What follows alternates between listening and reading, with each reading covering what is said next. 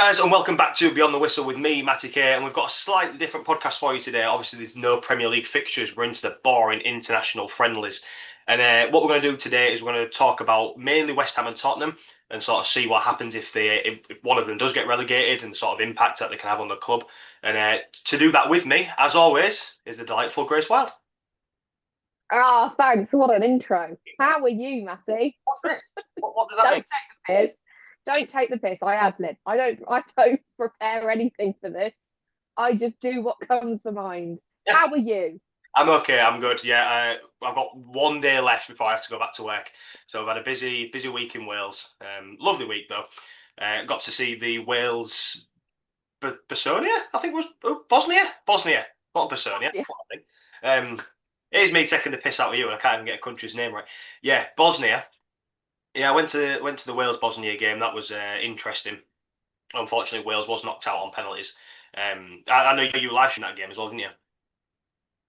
I did indeed. It was a long one. I wasn't expecting it to go to extra time and pens, so I think I was streaming for about 3 hours. But it was worth it because it was a decent game from a neutral point of view. I did want Wales to win. I don't know about you, but I definitely was in the camp of why not Wales get through and just see how they go against Italy. But it didn't happen for them. It is what it is. Got to move on. Yeah, like I was a neutral for this game, and it would have been interesting to have Wales go to the World Cup. Obviously, they've had to beat Italy on Tuesday anyway, which I'm not quite sure they would have done. But yeah, I think it'd have been good for Britain in general if we have as many countries there as possible. But look, it was a good game. I think Wales dominated for most of it. Um, they lacked a lot of aerial threat. I think Wales. They were a very small squad compared to Bosnia. But yeah, look, it is what it is. We're not here to talk about that. We are going to have a little bit of England chat, though. It is, like I said, it is a bit of a different podcast today, so you have to apologise. I'm a lot less professional than Grace, so I will be on my phone, whereas Grace has probably made notes, but I can't write. So yeah, I'll be on my phone a little bit. But yeah, Grace, you want to talk to me about England? I do. I don't know about you, Matty, but I feel very disenchanted with England at the moment. And I think half the squad leaving, well, I say half the squad, the Arsenal players leaving the squad has just made that little bit worse. I just think, what has international duty become? Well, look, I can sort of see it in terms of wanting to take the foot off the gas because it's a friendly and there's still a lot to play for in Champions League and Premier League and the FA Cup and stuff like that. So I do sort of think there's a natural stepping off the gas a little bit and trying not to get injured with that little amount of games left in the league. I'm not happy with the. I mean, look, 11 players from Arsenal have been recalled from international duty to injury. I'm fairly confident that probably 10 of them will be ready and available for the next Premier League game. But look, it's out of our hands, isn't it? Yeah, it just annoys me though, because I think then if you think the friendlies are, and I'm talking about, the FA and all that sort of stuff and the international concept as a whole, if you think the friendlies are useless and they're not helping you and, they're just added game time um for players who don't necessarily need that added game time, then it needs to be talked about as a whole. You can't just have one team go, oh, I don't fancy it, so I'm just gonna recall everybody, and they'll just have the week off because everybody else is still playing those friendlies, and that's what annoys me. Is a sitting thing. Okay, fair enough if you think they're useless. If I was England manager, I certainly wouldn't think they're useless because I think they're an opportunity to have a squad together and to actually try things out. But if you think that, then have the conversation about friendlies as a whole. Don't just make it seem okay. I mean, you can tell Tuchel's pissed off. You can tell he is. Based on his interview, oh, I'm not upset with the players. I'm just disappointed. You're upset, like, and fair enough. Like, to be fair, some of those players, and I'm talking about Declan Rice and Bukayo Saka, for example, didn't even play the other night. Watched it from the stands, and then as soon as they're up for contention of being picked, oh, sorry, we're injured. We've got to go. We've got to go and be assessed by the medical team at Arsenal. I just think it's making the England setup look like a piss take. Like I don't know how the FA can be okay with it. To be honest with you, I just genuinely think it's pretty disastrous that it's been put that way. When somebody should be turning around and going, if other teams have to stay and have been called up for international duty and are going to play when they're asked to be played, then so should you. No, yeah, I get what you're saying. And I think everybody but Arsenal fans are probably going to be a bit sort of suspicious about this and Mhm. a bit sort of like, I don't like that. Arsenal fans won't care; they'll love it, and you can see why it's been done from their point of view. I don't agree with it, but Absolutely. okay, it's out of our hands, isn't it? It's kind of like I don't know. It's really weird because you look at maybe someone like Romero who actually turned around to the Tottenham medical staff and said, "I want to go to Argentina and be assessed by their medical staff because they're more competent, effectively." And their sort of love for the national team, they want to play for the national team, and I think we. Again, like just talking from a Tottenham point of view, Romero takes his foot off the gas when it comes to an Argentina game because he don't want to get injured for that game because he loves playing for his nation, and we don't really see that with the English lads. To be fair, again, I can sort of see why in terms of I think they've got all their eyes on the Premier League, but yeah, look, it's not brilliant. Yeah, and I think, the first thing I thought immediately was this is why people don't like Arsenal. Because the truth is, they've not done anything wrong. They can do that. But it's just a bit like, really? Do you know what I mean? And I think, look, fair enough, because I don't really like how these friendlies are being played out anyway. I understand wanting to stay fit for the rest of the Premier League and all that sort of stuff. And I get that, but there is also an element of there is a World Cup coming. We need to get it sorted how we're going to play in the World Cup. We pissed that friendly away the other day. That was a complete, what was the point? We were just waiting for that 90 minutes to be over. And we're going to do the exact same thing tomorrow night at the time of recording. It's tomorrow night. I sort of understand them not wanting to be there because it's I can see both sides. Like that whole setup on Friday night was just pointless. And I'm sat there watching Jared Bowen. Please, Jared Bowen's come on, and literally you'd have to pay Cole Palmer to pass to him. And you think, why is no one picking that up? He didn't like literally. Bowen was not involved because no one wanted to pass to him. That is a problem, and you can see it. And that's why I have very little faith going into this World Cup.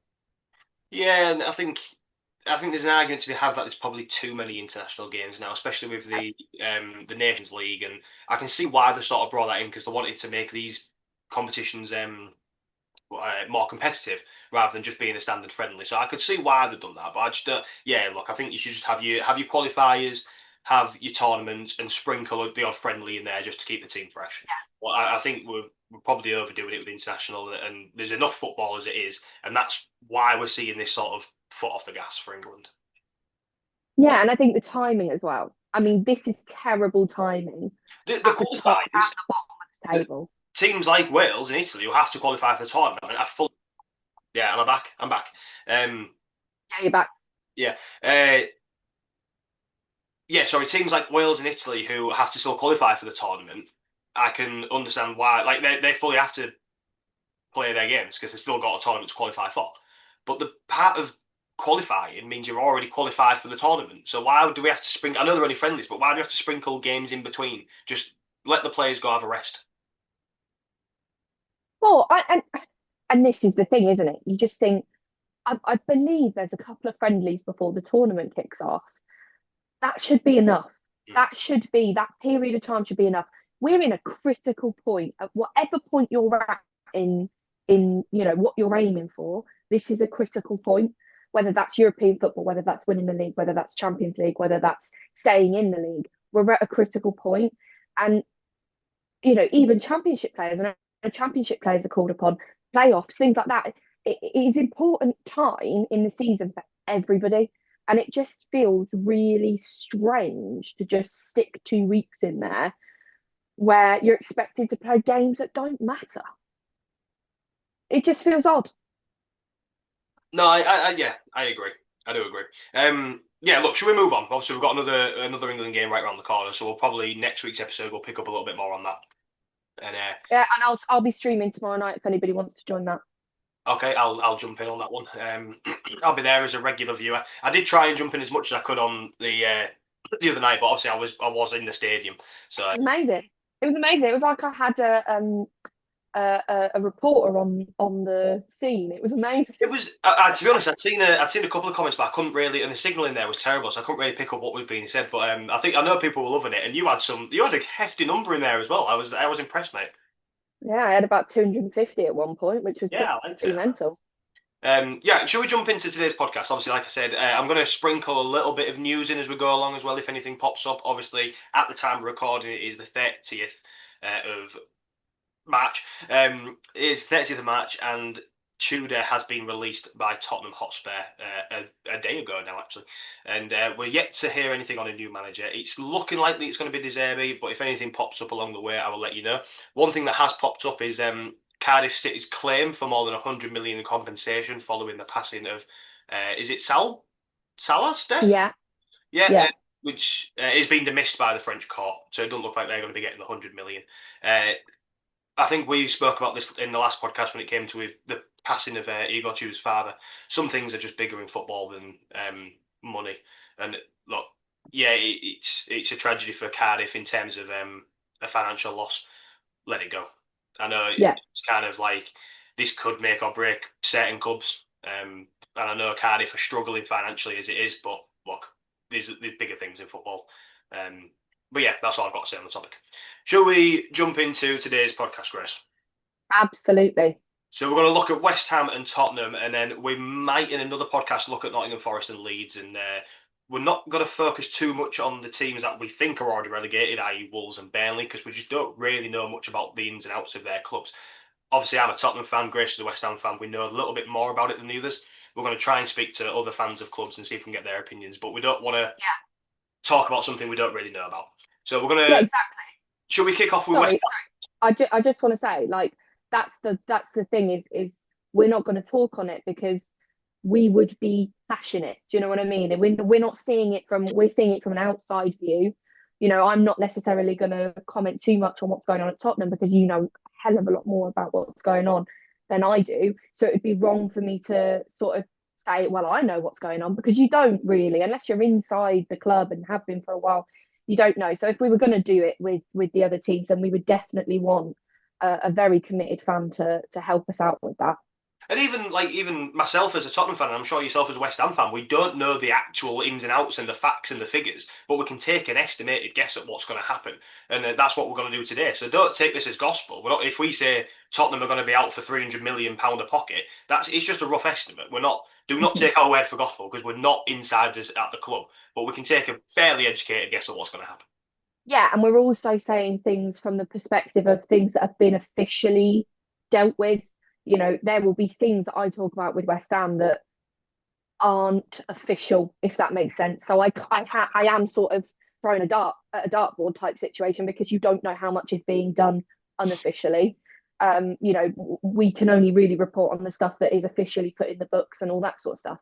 Yeah, and it's the same when we talk about like which players we think will leave. It is which players we think will leave because we don't know the ins and outs of players' contracts. There might be something in there like a player might have 3 or 4 years left on the contract, which means they're tied into the club and the club don't want to let them go. But we can take an estimated guess at who's going to leave each club. So that's what we're going to do. We're going to talk about sort of the financial impacts, maybe the impacts at board level, which sort of players are going to leave, and yeah, obviously importantly, financially, what it's going to cost each club.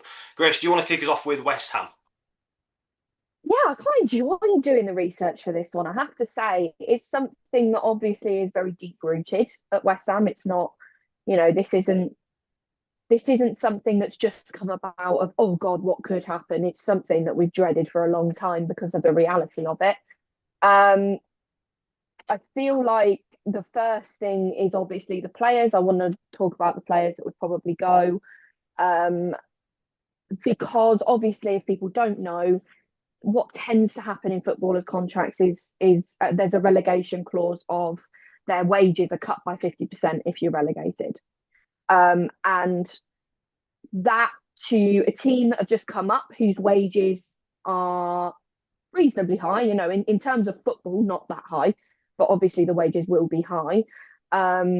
The 50% isn't that horrendous for a player, but a player on 80 grand a week is going to feel that 50% wage cut. And that's why a lot of players from teams like if Tottenham get relegated and if West Ham get relegated will look to leave because they can gain financially rather than taking a 50% cut, which is just the case. If you're on £30,000 a week and you go down to 15 a week, it doesn't seem quite as dramatic as being on 100 and going down to 50. And I think that's probably the position that West Ham and Tottenham are in. That's why, I've looked at Tottenham's squad as well, and we'll get onto them, but that's why I could see a lot of players leaving. West Ham, I could see Juve leaving. I could see Disasi not signing because he's a loan player. I could see Wan-Bissaka leaving, and I could see potentially big transfer um, amounts for the likes of Fernandez, Somerville, and Bowen, which could help us out financially, given what I'm about to explain, which is the financial impact of West Ham going down. Yeah, I could essentially see us having to rebuild our squad. Whether Bowen would leave, I don't know. I think he'd probably be pushed into it if somebody offered high, no matter how he felt about it, whether he felt too connected to the club to leave. I think a lot of us would be fairly understanding if he did leave. I mean, what's the outside of you? Well, I mean, there's a space at Liverpool, isn't there? Yeah, there Like, is definitely space at Liverpool. I think Bowen has, yeah, on Bowen specifically, I think he will leave purely because he's a money maker for in terms of a transfer fee, and I think someone will pay good money for him. Maybe not Liverpool. That's just a bit of a joke on the Salah situation. But have we spoke about that? Did we mention that in the last podcast? What, Salah? Salah's confirmed he's leaving the club. Yeah, I I don't know think if we we did. Did we? Well, we might. We'll speak about it later. Yeah, But yeah, I think someone will. Even at Tottenham, if Tottenham stay up and West Ham go down, look, I don't think he'll make that move just because of the would. London thingy. But a team along those sort of lines would happily make a. Look, I don't think he's making it into a Man City or an Arsenal. Um, No. and maybe not United now with the signings they've made. But look, yeah, I think a club will come in with a hefty bid for Bowen, and I think that will lighten the load on West Ham's financial problems. And that leads me beautifully into the financial impact of it. The first thing I want to mention is I think Nuno stays if Nuno wants to stay. To be honest with you, I think he's made the progress, and we can all see it. Who's the better option? Do you know what I mean? If we get rid of Nuno, who do you bring in that is going to be more likely to give you that bounce back? I would personally look. I'm not the board. I don't know, but I would personally be saying, do you know what? If Nuno wants it, we'll see how Nuno does for a season. How Obviously, that sorry? can very quickly change. Go on, How? Who did you start the season with again? Remind me. Graham Potter. Graham Potter. Wow, that seems ages ago. I know. Um, It's been how a long? long season. How long has Nuno been in charge? Since January, I want to say. In January. Can we quickly Google that? Yeah, Google it because actually that might have been when Graham Potter came in for Lopetegui. So it might have been. It was less. It was December, I think. Actually, He joined in September 2025. no way. Yeah, Christ. and see, so when does the season start? Around August, is it? Mhm. Yeah. I I see from an outsider point of view, and I'm not saying this is entirely Nuno's fault, but you can't like Nuno has kind of got West Ham relegated. It's not like he's picked him up from like a dodgy place to begin with. He's kind of like, well, no, that's probably the wrong way to say it because West Ham was in a rough patch, but it's not like West Ham were rooted to the bottom of the table and then he dragged them up. He's kind of like just kept them afloat of where they are already, if that sort of makes sense. He's not dug you out of it. He's improved, yeah, but he's not really dug you out of it. I think if West Ham goes down, could part of the blame be put on Nuno? Yeah, of course it can. Of course it can. He didn't have that new manager bounce that I think a lot of people talk about. It did take a good few games to see any sort of real benefit. But to be fair, the the defense we had was rock bottom shit. I mean, just horrendous. That opening game where we lost to Sunderland 3-0, we shouldn't have given them that confidence at the beginning of the season. Granted, they ran with it and they were fabulous, but it was from then we leaked five to Chelsea and stuff. I mean, we were awful defensively. So the one thing I would give him massive credit for is, yeah, we're not perfect now, but at least we're not leaking goals like we used to. I mean, that was insane how much we were leaking goals. And I think I don't know. I don't know. I think I would be quite happy to see where it went because I don't love the idea of sacking another manager and another manager having to start again. I think Nuno has now had some sort of an impact, and it's obvious because we were dead and buried about 4 months ago. I mean, we were talking about it on the podcast as being West Ham pretty much dead and buried, and now that gap has come down to. I mean, we're on the same points, aren't we, as Forest? So there is improvement. It's just has it been dramatic enough to keep us from the drop? Yeah, yeah. No, I think it was worth asking the question because obviously if he doesn't, he's been in the club quite a while now, and look, it was a big turnaround to make, and I think maybe part of it is to do with the other teams around you as well in terms of the big drop off from Spurs and not so much Forest because they were always floating around that area, but yeah, he's definitely improved. Yeah, if he does go down and he stays, I would imagine that you come straight back up. Hopefully, like fingers crossed for yourself. Um, if he does come back up, how long do you give him in the Premier League before making a change? If you don't see improvements in the Premier and you're still floating around relegation, do you cut your losses? I think you probably know that by Christmas, I imagine, whether you're going to be in that dogfight or not. And look, it's so hard. It's so hard to predict because you don't know who's going to be available at that point. Yeah. Is there a better option available?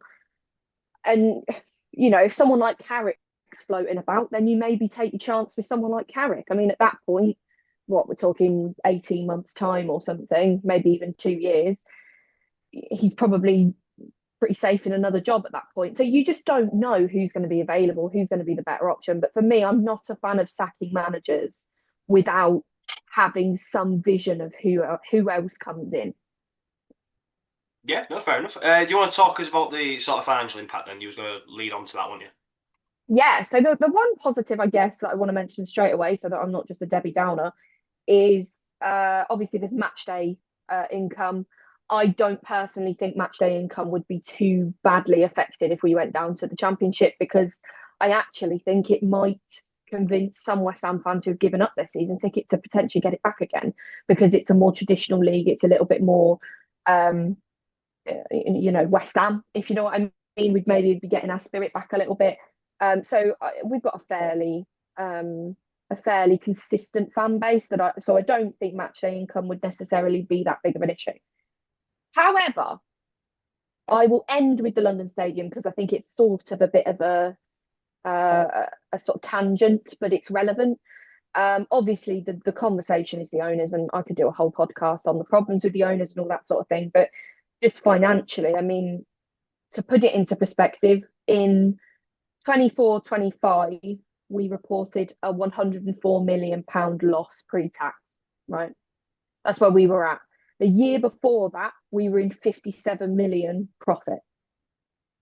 That's a £161 million swing in a year. That's crazy. That's crazy money. Um, it's also worth noting the fact that we have around £200 million tied up currently that is owed to other clubs in transfer costs. Yeah, that's going to say that's a note that I've got. So I've written down the club currently owes 195 million in outstanding transfer fees to other clubs, with 100 million of that due this season alone. Without Premier League TV money, 123 million, they literally cannot pay for players they've already bought. That's worrying. Yeah, the only asset we have is players, and half of them aren't even paid off yet. Do you And know what I mean? There is. that's Go on. why, sorry, I think the likes of Jared Bowen, who can bring in a substantial transfer fee, not as substantial as you'd like it if he was in the Premier League, but yeah, I think he's going to lighten that load, and he's going to be a big rebuild. Yeah, yeah, and I think I heard somebody say that if it was because obviously you get parachute payments if people don't know when you get Sorry, relegated. I was going to, yeah, Go sorry, on. I was going to point this out. I don't, have I told you this before about parachute payments? About how I think a lot of people think the parachute payments only last for the year after you was relegated. It actually lasts for 5 seasons. Is it 3 or 5? Oh, was it? It might be I've 5. I've seen. It might be three, but I could have sworn it was five. But anyway, it's spread out over time, isn't it? So obviously you get the largest amount in the first year you're relegated, then you get a little bit less, but still a substantial amount in the second year, and so on until the end of the course. Yeah, and it's dependent on how long you've been in the Premier League as well. Yeah. So we would get the maximum amount because we've been in the Premier League for 14 years and you guys have been in it for God knows how long.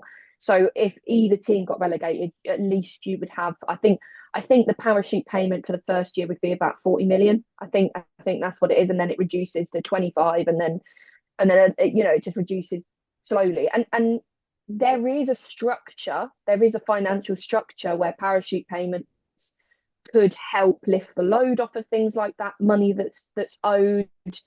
Um, it, and you can bounce back if that makes sense. But the problem is you would need a very very stable financial structure for that to actually work. And that's the problem with our faith in these owners, is there is no faith that they could put together anything strategic that would help the club.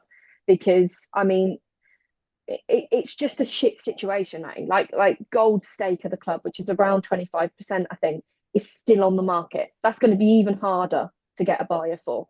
Um, so just to put some figures into your head, David Sullivan is he has about 37%, I want to say, of the club. I've got Um, 38.8% written down here. But again, there we go. we don't know. It's around them sort of numbers, isn't it? Around the high 30s Yeah. of the club. So I believe he's majority owner. I think he has the biggest stake.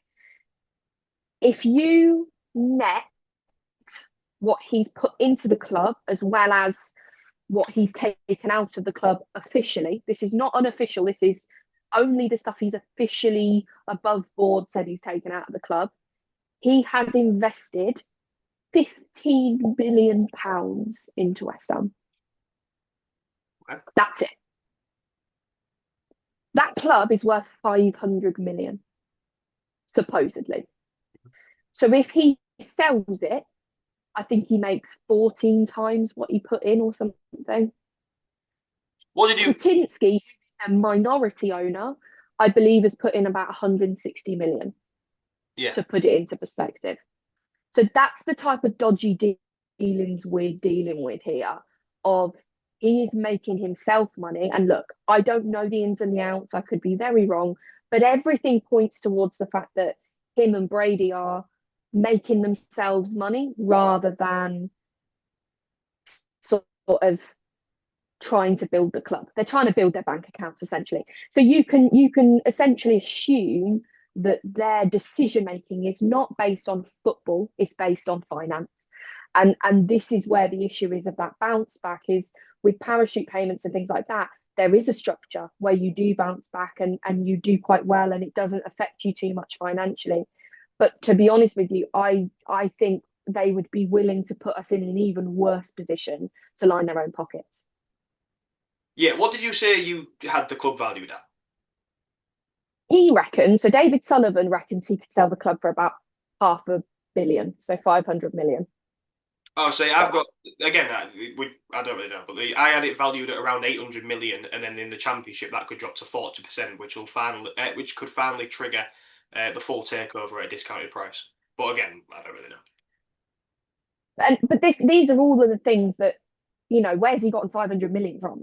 That's the question. And I'm only getting that from what he said, but it, it's just financially we're down shit creek without a paddle, really. We owe so much money. We are absolutely riddled with debt, and the problem is because of their intentions. There's no guarantee that we would go down and they would immediately sell. They did it to Birmingham. Do you know what I mean? It's been done before. These two have done it before to Birmingham City, and this is the point, is we sort of know which direction we're going in because of where Birmingham went, and it's just kind of tragic, to be honest with you. It, See, that's a conversation itself. Sorry, I'm just going through my notes, but this is a conversation itself, really. They did it to Birmingham City. Why was why was they allowed to take over another club in the first place? Excellent question. Why is more? I mean, I think this goes across the board, not just people who have previously owned clubs. Why isn't more due diligence being done for owners? Can you afford this? If things go wrong, can you still keep the club afloat? Can you stop it from going bankrupt and folding? Because it's we shouldn't be having football. I know it's well, maybe this is not fair to say, but we shouldn't be having football clubs fold. Football club is a No. sport. Do you know what I mean? This. Yeah, look, why isn't people looking into these owners and the finances and which team? I can't. Do you know what? Forgive me because I can't remember. But there's a team. Ben Foster talks about this quite regularly. When the owners took over, I think it was an American owner. When he took over the club, they didn't realise that relegation was a possibility. They thought that they was in the league and they were staying in the league. And I mean, I think they're still in charge of whichever club now. The listeners will know which club I'm talking about. But the they're still in charge of the club now to this day. But yeah, when they first took over and they was in the relegation, everyone was panicking. They didn't understand why because they thought that it was a bit like America, where you're in the league and you're in the league, and no matter where you finished, you want to finish higher up the league, but it doesn't matter if you finish at the bottom.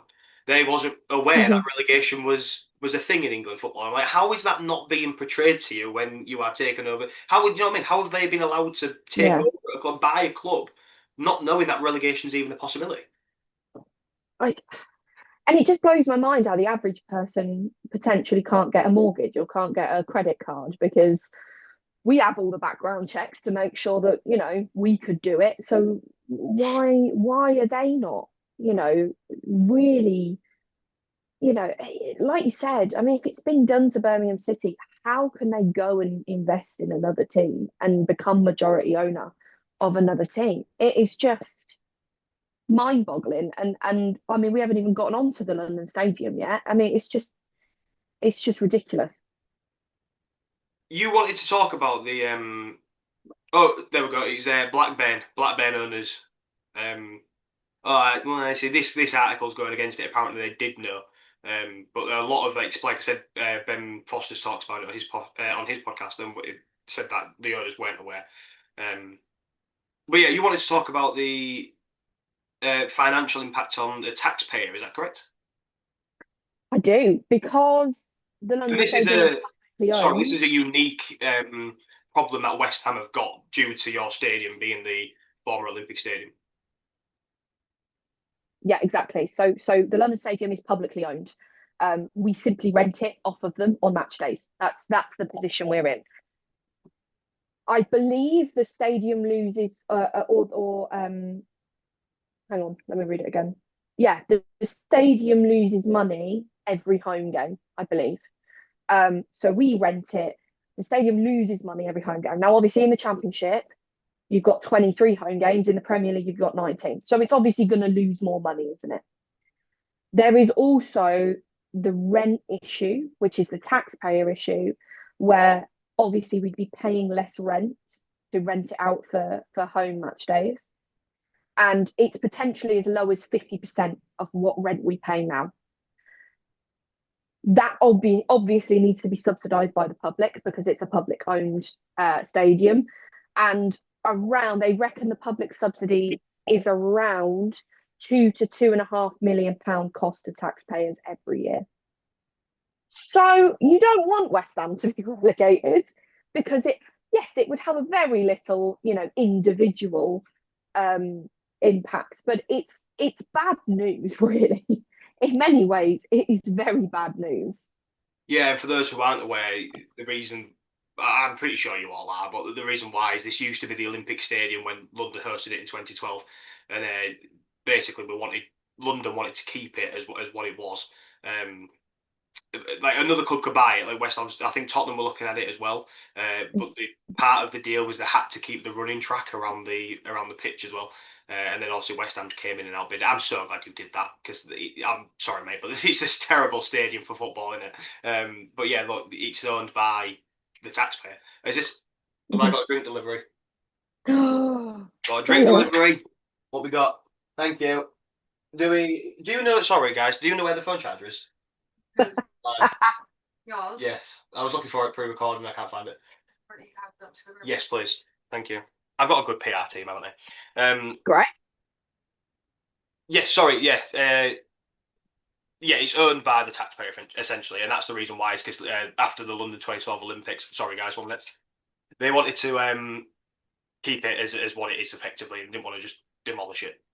Yeah, yeah, and we still have issues to this day of you know there's I think what is it September next year? I don't know whether you've seen this. They want it for the athletics, an athletics competition. GB won it for an athletics competition because it is the Olympic Stadium.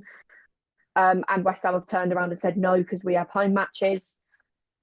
And you just think, if you had your own fucking stadium, you wouldn't have this problem. Do you know what I mean? And look, I've got no problem. Just make them away games. It doesn't matter. We basically play 38 away games as it is. It's not really a home advantage, is it?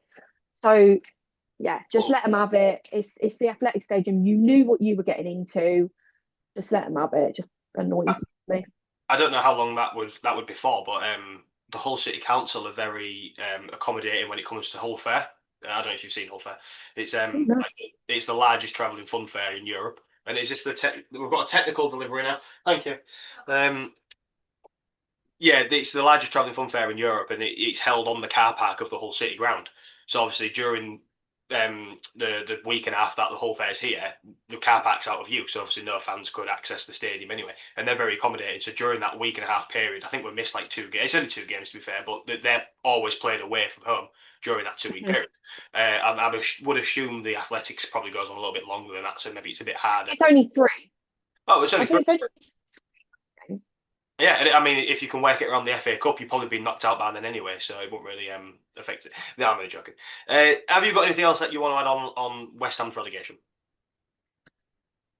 I don't really because I could go down a whole rabbit hole of what it means for the club sentimentally and all that sort of stuff. But the truth is the only thing I have facts and figures on really is is the finances and the official stuff. Again, I might have my figures slightly off, and this is all based on a specific person doing a calculation of the finances. A lot of this information anyway, particularly the sort of net Sullivan, what he's put into the club and what he's taken out, all that sort of stuff.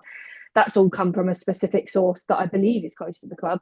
Um, yeah, I just think it's bad news, and it is solely reliant on the ability of the team when or if we go down as to whether we bounce back. I don't think there would be any sort of push from a footballing perspective from the owners to really get us back up in the Premier League because, and I might be wrong, but I just don't have the faith that that would happen based on previous behaviour and also based on financial decisions that have been made. I'm not talking out my arse here, if you know what I mean.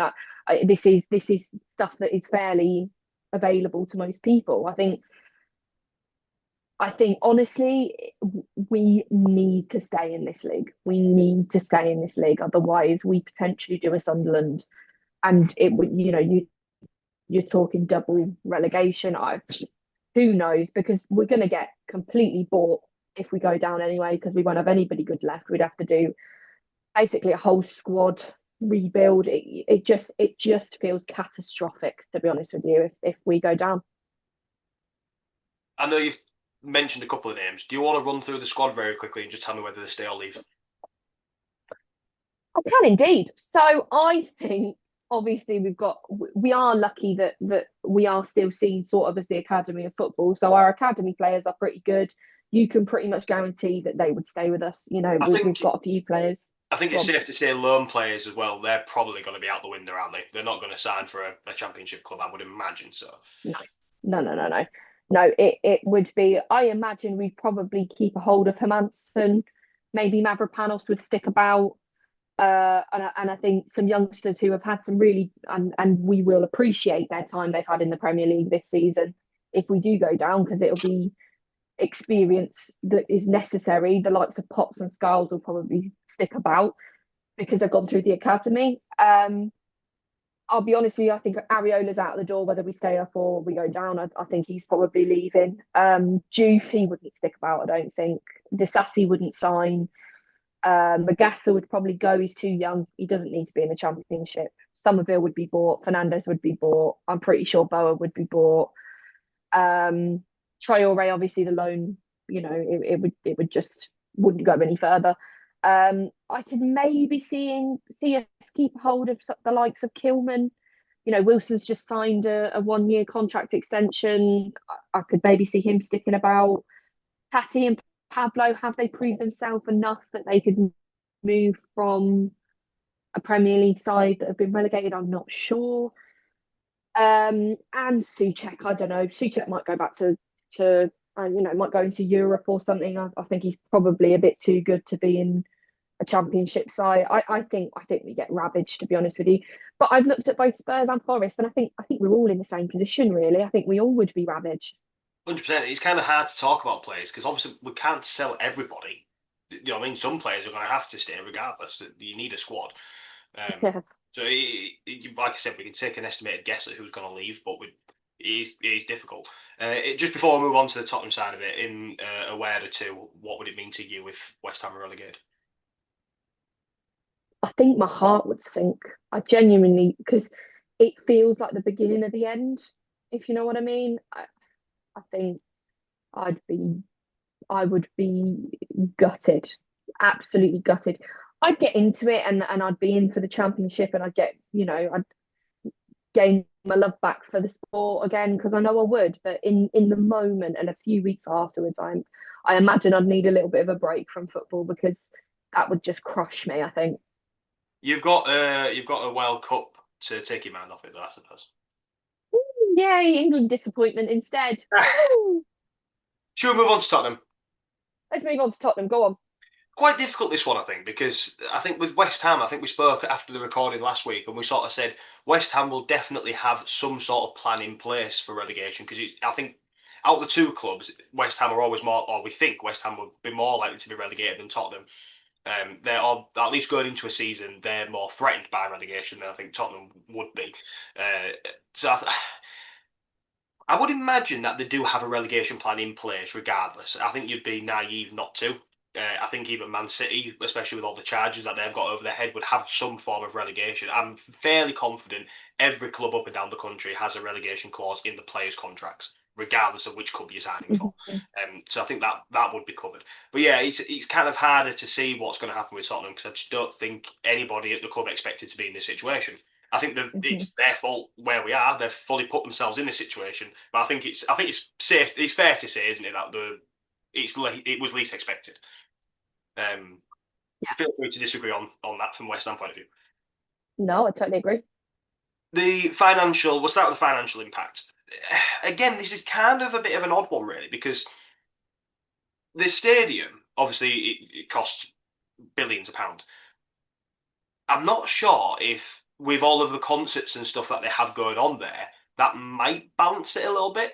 Do you know if we get relegated to the championship, that the concerts might sort of balance it a little bit or help us in a way. Um, the revenue plummet. So experts are estimating relegation would cost Spurs around 250 to 300 million in lost revenue, which is huge. Mm. Their 600 million year business model is built on being a global heavyweight, which obviously if we get relegated, that wouldn't be the case. The problem with Tottenham as well, I don't know if again I'm not quite sure with West Ham. We have a lot of sponsors. Mhm. We We don't plaster, have as many, but yeah. we plaster sponsors on everything. Daniel Levy was very good at sort of leveraging them deals. A lot of them, I would imagine, would pull out if it was relegated because why would they want to Mhm. be associated to the club? The front of shirt sponsor, the AIA, which we've been associated with for numerous years, that's already coming off of the shirt sponsor. That's going on to the training tops. I'm not sure how long for, and we're going to get a new Mhm. front of shirt sponsor regardless. Don't quote me on that. It might be next season. It might be the season after. I can't remember when that comes into play. But it is confirmed that AIA is coming off the front of shirt sponsor regardless at some point anyway. The stadium debt. So Spurs are carrying 800 million in long-term debt for the stadium, while the NFL games, the concerts provide protected income. The loss of 150 million in Premier League broadcasting and hospitality would leave the club struggling with the massive loan repayments. So, like that's kind of what I said earlier. So the concerts would help us in a way to sort of stay afloat, but we're still going to lose the Premier League broadcasting, which is mental for that stadium to be in the Championship. By the way, just because we've got a nice stadium, I'm Oh, not beyond. saying yeah, just because we've got a nice stadium, I'm not saying we deserve to be in the Premier League, but it would be mental if that was relegated. But you could kind of say the same about the Hill Dickinson because Everton would be worried about relegation from the off as well. I think they're not one prone from relegated, and they're always fighting as well. So I think if they with their new stadium, if they went down, that would also be catastrophic as well. The managerial point of view. Now this is difficult in the Premier League, so I couldn't even tell you what's going to happen in the Champions League. We're managerless at the minute with the Igor Tudor being relieved of his duties. Did I say from the top about Robert De Zerbi? Yeah, De Zerbi being Yeah. linked with the club. That's looking very heavily and very likely. He was very against the idea until he knew Tottenham's fate for next season. I don't think he wanted to take over in the Championship. It's now being reported that Tottenham are willing to give him a 4 year deal, I think it was, or a 5 year deal. And there is a massive, massive bonus in there if he keeps Tottenham up.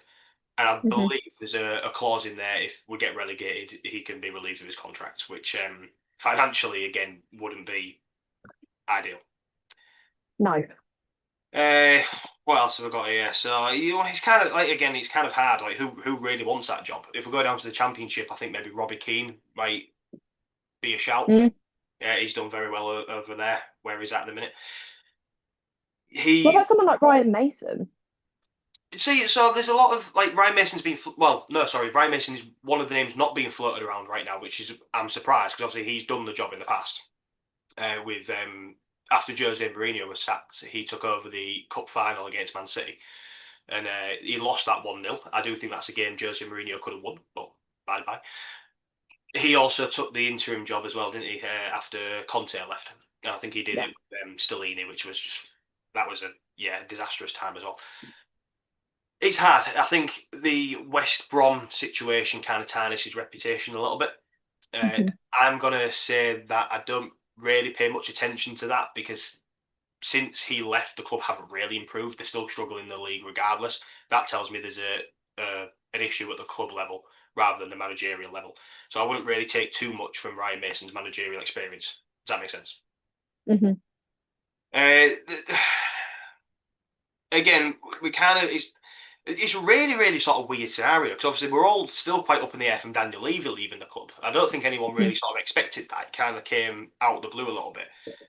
I don't want Johan Lang at the club, and I don't want Vinay Venkatesham at the club. And if they go down, I can't see a world where they stay. I think the fans will make too much noise, and they'll be forced to resign from the club anyway.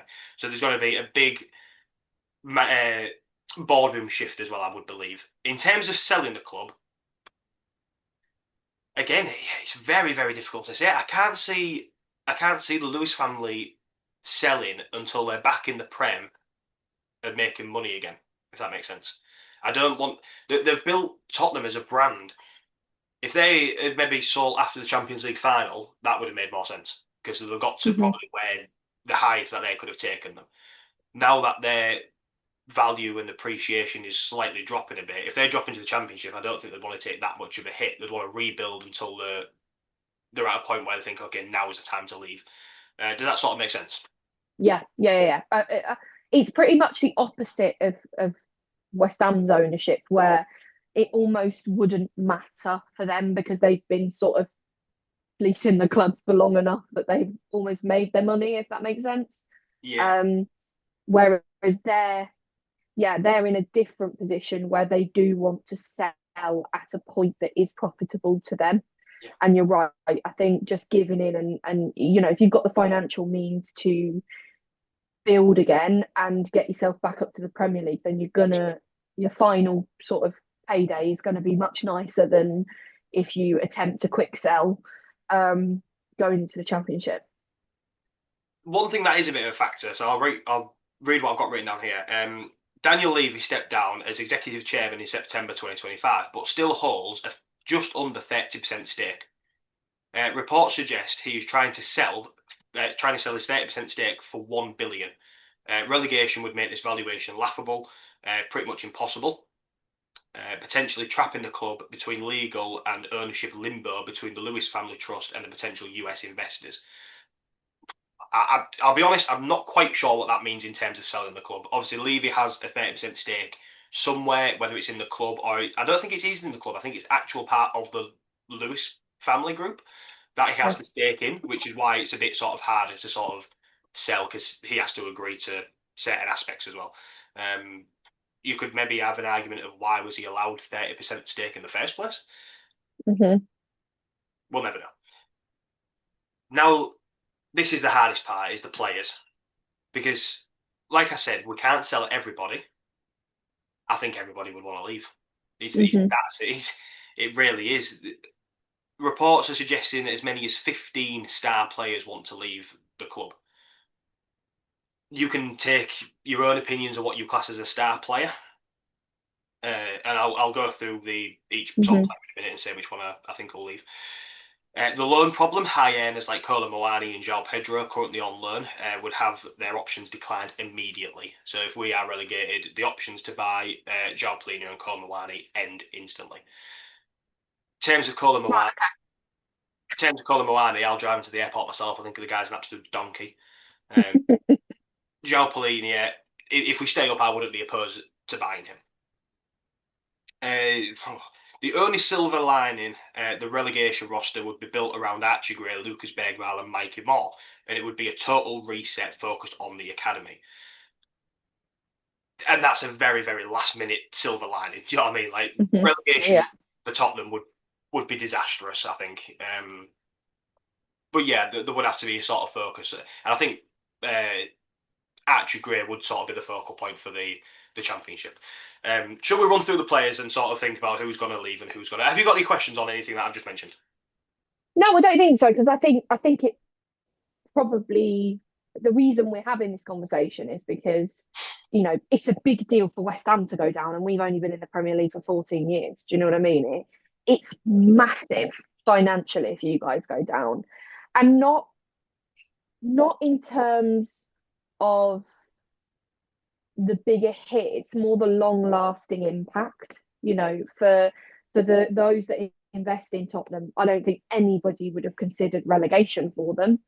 Um, it just, yeah, and like you say, sponsorships are a massive thing. You're going to lose a lot of sponsorships. There's no doubt that there's a lot of sponsorships involved. You're going to lose a lot of them if you go down to the championship. Um, but it is interesting, isn't it, when you compare like the board and the decisions made around the board and stuff like that in comparison to someone like West Ham. We're in the same position where, there's a good chance we go down, but the behaviour of the board is so different because of motivation, if you know what I mean. So I don't have really any questions. I just find it very interesting that the position that you are with your board in comparison to ours. Yeah, and like I sort of said, I don't.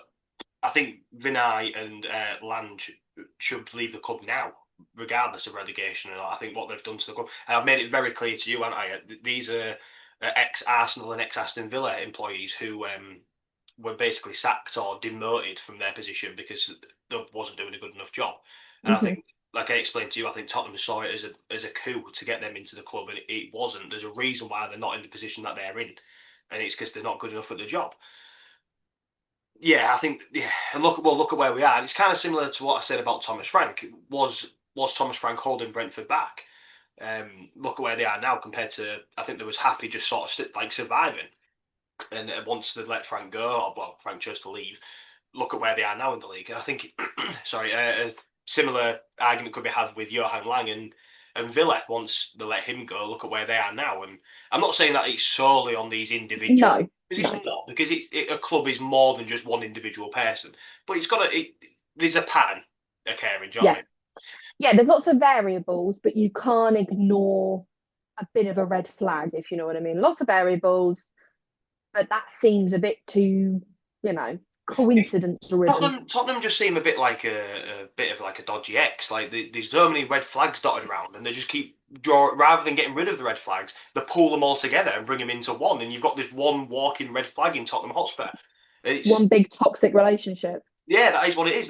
They've seen all these, like I said, I think they saw it as a coup, and it isn't. There's a reason why they're not where they are anymore, and they rather than saying, "Oh, we'll avoid them because they're a disaster," well, rather than just bringing that disaster in, let's bring that disaster in and this disaster in, and all of a sudden you've got 12 disasters working on the board. So, yeah, excuse me, sorry, it's a difficult one as well. What I said about the sponsorship, in a couple of days it'll be 7 years since the Tottenham Hotspur Stadium opened. No way. Opened on the 3rd of April 2019. Just bear in mind there, the Tottenham Hotspur Stadium, we haven't got a name for it. There's been that many sponsors. I think we've spoken to Google, we've spoken to Apple, we've spoken to like so many big names. We can't get a deal done. I can't see a deal being done in the championship. So we're going to go No. another year without the a state. I don't think it's massively important. I think the Tottenham Hotspur Stadium it's a fine name. You know what I mean? It's not imaginative. I'd have stuck with White Hart Lane personally, and I'll always know it. I'll always know it as White Hart Lane. But look, if you're going to slap a sponsor on there, you're not going to do it in the Championship. Right? Shall Or you'll we? get dodgy. Yeah.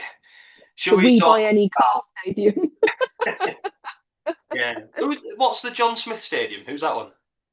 Oh God. John Smith And he got the paint trophy as well. Stadium. Uh, It's obviously the G Tech, which Huddersfield. is Huddersfield. There you go. Yeah, I The don't know. G Tech. I don't think it's called that anymore. It's called the Aku Stadium, but it was called the John Smith, I think, wasn't it? Oh, I love stadium names. They make me happy. I love the G Tech. That's a great name for a stadium. Yeah, Shall we Met. talk about the?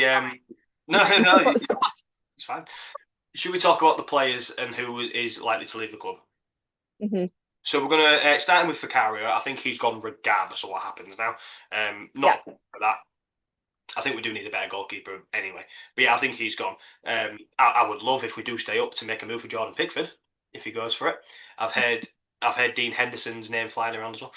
Um, Radu Dragusin, I think he's gone anyway. I don't rate him in the Premier League. I'm not a big fan of him. I think he can go. Kevin Danzo is an interesting one because I do think he sticks it out in the Championship with Tottenham. Do you know he's on my stay list as well? He was also going to sign for Wolves, wasn't he? And then we just nicked in there at the last minute and signed him from Yeah. there. I think if he's going to Wolves, I think he must have been aware that relegation was an option at that club. So if yeah, Hmm. and I like Danzo as well. Yeah, João I do as well.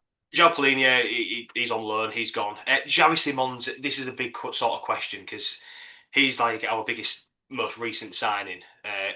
It, his wages are going to get halved instantly. Hmm. We've slapped him on a 5, 6 year deal, I think, or something like that. What do you think happens with Xavi Simons? I think he goes. I don't. I can't see a name like Xavi Simmons playing in the championship. I just can't. No, yeah, he won't want to be there. I No. don't think you're going to get the best. Well, I say you're not going to get the best out of him, but then I think he'd absolutely rip it up in the championship. Like, Oh, 100%. but He'd be Somerville, but double the player, I imagine, in the championship. But I don't know whether he's got that love for Tottenham and that discipline to put out in the championship. I think he'd be searching for a European team to potentially nab him. Even if he stayed and then went in January. I don't know. I just can't see him sticking around. Basuma, I think he's gone regardless whether we stay up or Mhm. go. Richarlison, what's your thoughts on Richarlison? Because I mean, I think he makes a move back to Everton. Yeah, I literally thought the exact same thing. Or Evertonish, a team like Everton. I could easily see him. He stays in the Premier League, I think. It's a bit of a funny one, Richarlison, because like a lot of Tottenham fans slag him off, and I sort of get it, and he's quite injury prone and stuff, but he's a dog. He's an absolute dog. Yeah. And like I said to you in a recent game, was it the Liverpool game? I think I said, which that sort of performance from Richarlison is exactly what I want to see from him. He's a fighter, and he just pops up Mhm. annoyingly. There's a reason why other fans hate him. I think. Well, the thing is you call them dogs, I call them bastards because Yeah, he is a bastard. I mean, we've had our fair share of bastards. He just gives me such Arnautovic vibes of just get out of my way. I'm going to do what I need to do. And I could so see, honestly, I could see West Ham going for him. Honestly, if yeah, we yeah, stayed up and you guys went down, I could see us going for him. yeah. James Madison. Now this is another interesting one because I'm I think he could stay. You know, Depends if there's an offer in for him. If someone's interested, I think he goes. But if nobody's interested, then he stays. I don't know. I just don't know. I think look, he's missed near on a year's worth of football anyway, or a season's worth of football. Uh, I think there's rumours that he's very close to a return, but then we've also heard it's just a knock and a player's been out for Yeah. look at Kulusevski. He was seen training at the Hotspur away with the England squad recently as well. And look, and this is me just being a bit sort of stupid here. Is obviously his YouTube channel's flying, and we know and we've seen from Ben Foster what you can do with a YouTube channel in the Championship. I'm not saying that is going to happen, but I think he's definitely got one eye on retirement as well at some point. Yeah. Yeah. Yeah. Yeah. Mateus Tell, again, difficult. I think there's an argument that he could stay. I don't think he'd want to though. But like I said, we can't sell everybody, so he might be one that has to sort of bite the bullet for a little bit. Uh, Hmm. Udog is gone. Hmm. Archie Gray and Bergwall, I think both of these players stay. I would really like to see a Tottenham that is crafted around those two players, to be honest with you. I really like them. I think you'd have to be careful with the likes of Bergval because I think he could be tempted with a European move. I think Archie Gray has got the sort of discipline to stay at in a championship team and go up with them. I could see, to be honest with you, I could see Archie Gray being a bit of a Tottenham legend in years to come. To be honest with you, if he sticks around, because he has been one of the only players that is really been able to hold his head up high this season because he has put everything on the line for Tottenham. Absolutely. And yeah, you're right with Bergval, 'cause I think Chelsea and Villa were sniffing around in January as well. Um, Mm, Romero, gone. yeah. Gone. Absolutely gone. And I think I think to be honest, and this we'll come on to this player in a second, but the club have actually come out and said Romero is a possible sale. It's a possible sale regardless of what happens, whereas they'd rather keep Mickey van der Ven. And I think that comes down to sort of Romero's voice. I think he's got too much say in that dressing room. Mhm. I don't want to say a bad egg because we don't really know, but I love his passion. I've stated that before, but yeah, look, he does cause some problems. Dominic Solanke, I think he goes. I'm not sure where though. Yeah, yeah, I'm not sure where. Maybe a lower league, Premier League team, or maybe he goes abroad. What happens if Tottenham go down and West Ham stay up? Do you take Mohamed Kudus back? No, I genius. He knew ain't that was coming coming. back. No. Yeah, sorry, babe, but you've had that chance. You fucked it, mate. It, That's not happening again. there's a bit of irony there, isn't there, moving to Tottenham and then getting relegated.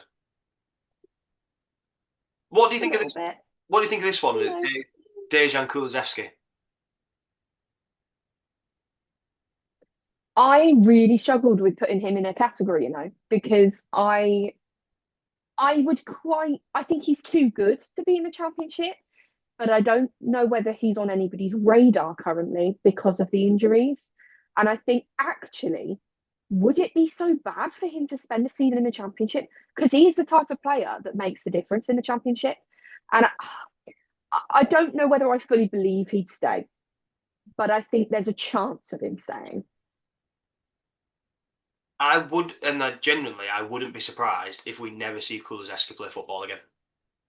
Really? It, That's interesting. there is something about this injury that is not right at all. Like I said, for it to be just a knock under Ange Postecoglou to where we are now as a club, and we still don't really have much of an update. I know he's come out on Instagram and said that he feels better than ever and stuff. All the players say that. I wouldn't be surprised if we never see him again. Now you've said that, it sort of makes sense. And I thought a bit like that with Madison, where he might be a player that takes early retirement um, because of the injuries. But my argument with that is, could you argue it's Tottenham's medical team? Because there's been questions over them. So if Kulusevski, I mean, I'm sure if it's still a nagging issue, then he's probably gone elsewhere for medical advice. But you could argue, is it something that's been prolonged because of the medical attention he's got? Is it something he can move on from? Is it something that's, we've seen it all the time. We don't see it as much in football anymore, but early retirement used to be a big thing, really, with a bad injury. So, we don't consider it as much, but he is a sort of prime candidate based on the issues he's had. So is Reece James, to be fair. I've got a few more players, and then there's something I want to touch on with Tottenham, which may be a little bit different with West Ham, but we'll get that. Porro, Spence are gone, I think. Wilson Odobert, I think he could stay. I put him Conor, in. Gall- Conor Gallagher. So Conor Gallagher's an odd one for me. I don't know what happens with him. I don't know either. I don't know. He's a tough one because he's got the sort of experience to actually have a really decent season in the championship and to really be the difference. But I don't know if he would, based on where he is in his career, I don't know whether he would risk that. Well, like we saw him move from Atletico Madrid. I think Villa were after him as well. He could make a move for Villa. He's a really difficult one for me. Pape Matar is also an odd one because I could see him staying. Mm-hmm. Benton Court, I think he's out. Ben Davis, I think Ben Davis stays. I know he's not far off retirement. There was rumours of him actually taking on the interim role, Yep, so them. and he's going for his manager's license as well, I believe, or his coaching license. So I think he sticks with the club regardless. Kinski, I've heard he's going out on loan next season. Interesting. Willie though, if Vicario goes, will he not stay and try and fight for his spot? Possibly. I did see he put out an Instagram post saying bye bye to Igor Tudor. I know he wasn't his biggest fan. Um, Colin Moani, I've already said he's gone instantly. Brandon Austin, I think, sticks around, our third choice goalkeeper. Van der Ven, I think he goes. Mm-hmm. Does he go regardless of what happens? I think he is checked out already. Yeah, me too. Souza, I think, stays as well, the young left Mm-hmm. back. Now, this is what I wanted to pick up because it's a little bit different to West Ham, I think, is some of the loan players that are out on Tottenham. Mm-hmm. So we've got Luka Vuskovic. Have you heard the noise about Luka Vuskovic? He's unbelievable. Really? I've not He, really heard the noise. we signed him about 3 years ago, and he's never played a game for us because we sent him out on loan like repeatedly. As a defender, Mm-hmm. he is. I think is he at Hamburg? He's single-handedly ran the show for them this season. He's been unbelievable as a centre back. Real Madrid and Bayern Munich are already knocking on the door without even playing a game for Tottenham. This is Wow, expected. He's expected to be the next sort of wonder kid centre back. I think something like his goals for this season as a centre back is unbelievable. really? And there's talks of him already not wanting to come back to Tottenham. Naturally, yeah. After this podcast, we are drawing it to a close now anyway. But after this podcast, go away and just have a look at Luka Vuskovic and the numbers that he's and the noise around him because he's supposed to be unbelievable. And Okay. he's been at Tottenham for about 3 years and no one knows who he is. Jan Min-hyuk, I think he could have a season with us in the Championship. Same with that Kota Takai, the Japanese centre back that we bought for about 5 million, I think. Ashley Phillips, who's a centre back at Stoke, he loves Stoke. He's out on loan there at the minute. I saw him play when he came to the Hull City Stadium. He's very good, and I think he could come back to us if we do get relegated. Valise, he's gone. I don't even know how he's still on the books at Tottenham. Dane Scarlett and Alfie Devine, I think both of them could come back. Mm-hmm. One that I wanted to ask you about though, and the final one is, what do we do with Mano Solomon? Who? Mano Solomon. So he is is from Israel. He's the left wing, and he absolutely ripped it up for Leeds in the Championship last season. Oh, where is he now? He's abroad somewhere. Like oh, I'll tell you. You'll know the team instantly as soon as I tell you. Man, he is playing for Villarreal. Oh, Is it? okay. And how's he doing at Villarreal? No, hang on a second. Sorry. No, he's not. Sorry, he was at Villarreal last season on loan. He's at Fiorentina. Oh, I mean, I think. yeah. I think. he made the move when Paratici went and joined Fiorentina, the sporting director. He took Solomon with him. Oh, okay. Look, Wow. he had a big injury at Tottenham, shock, and it kept him out of the squad. And he tried to fight for his place, got injured again, shock, and he got sent out on loan. By all accounts, he's doing quite well, and I think Fiorentina are going to actually make a bid. But he absolutely ripped it up for Leeds in the Championship, and when Leeds were promoted, Leeds wanted to buy him for the Premier League, Mm, and Tottenham he wanted to stay at Tottenham and fight for his place. It never quite worked out. If we do get relegated, I wouldn't be opposed to seeing him in the Championship. wow. I mean, that's gold dust in a club that don't have much going for them in terms of championship experience. That's gold dust. You have to keep hold of that if you can, especially somebody who, ripped it up previously. 100% keep a hold of him. Do everything you can. Obviously, if the player wishes to leave, then it's a different conversation, but do everything you can to keep a hold of him, I would say. Yeah, that's. I know we've sort of gone into more depth with the Tottenham players, but I think it's a bit of an odd one for Tottenham because I don't think anyone really knows. I think, like I said, we can't sell everybody, but everybody wants to leave. Yeah. Yeah, you sort of you find out the real minerals of a player, don't you? Because I don't see Romero or Van der Ven staying. I feel like they're the big ones that have already sort of waved goodbye. Do you know what I mean? But I do think there are some players in there like Danzo Odobert, Mateus Tell, those type that could potentially be convinced to stay. Those type of players would get starting 11 football. You just never know. And that's why I think it's a little bit different and why we've gone into a little bit more depth for the Tottenham players because I think if West Ham stay up, I don't think you lose as many players as you're expecting. I think a lot of them do stick it out, like your Jared Bowen, etc. Who even Diassi, I think you could sign him on a permanent if he stays, if he Yeah, stays. yeah, Whereas with Tottenham, I think a lot of these players want to leave the club regardless of whether they get relegated or not, which makes it very interesting yeah. in different to West Ham, which is why we've sort of gone a little bit into a bit more depth with the players there. Have you got any questions on the Tottenham relegation? I don't think I do. I think you covered everything that I think we did a pretty good job of covering the same sort of topics for each club. So no, I don't. Yeah, I know it's been a little bit of a longer pod. It's not something that we usually do, but we wanted to sort of talk about this one and a little bit. It's worrying times in it for both clubs, so we wanted to talk about it. We Yeah, wanted to sort of break down the what might happen to each club, which hopefully we've covered for you. Again, don't take our word for gospel. We don't work for the either club. We don't really know the ins and outs of it. We take a rough estimate and we've done our research on what's floating around in the media. I think it's fairly safe to say that fingers crossed, Forest go down and we both stay up. But all Leeds, you can go down as well. I don't care. Um, Grace, have you got anything else you want to add at all for this podcast?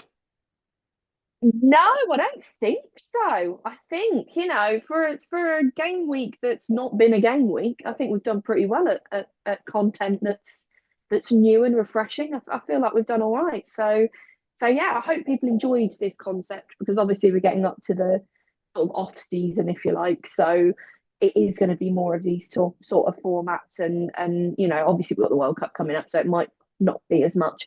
Um, but yeah, I hope it was a little bit of a different listen for people and they enjoyed it. Should we? I think we've still got another week, haven't we, before Premier League comes back. Yes, I think so because there's FA Cup this weekend, isn't there? So next week, do we have a little look at international bit of pre-World Cup talk? Can do. Yeah, why Sprinkled, not? sprinkled Let's in, do it. sprinkled in with the FA Cup. Sounds excellent. Yeah, let's do it. We'll do. I'll tell you what. Next week we'll do a FA Cup recap. We'll do a little bit of international talk, and we'll try and sprinkle in a little bit of football news for you. How's that sound, Grace? Sounds grand to me. Can't wait for it already. Great. We are both now going to go cry into a dark corner.